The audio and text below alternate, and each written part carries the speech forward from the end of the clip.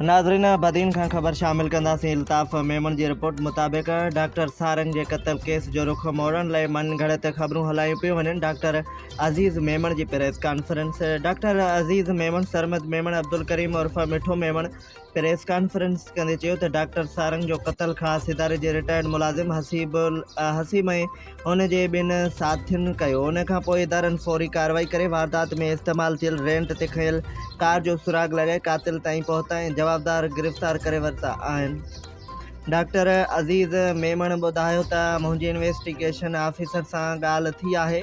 जवाबदारनि खां मुकमिल जांच करण बाद पुलिस हवाले कया वेंदा। हिन वक़्तु जवाबदार अहम इदारनि वटि ज़ेरे हिरासत आहिनि।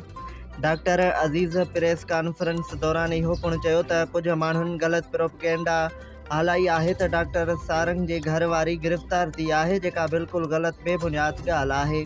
डॉक्टर सारंग जी घरवारी इद्दत में वेठल आहे ऐं उहा सिर्फ़ क़त्ल जे वाक़े बाबति माइटनि सां गॾिजी स्टेटमेंट ॾियण वई हुई।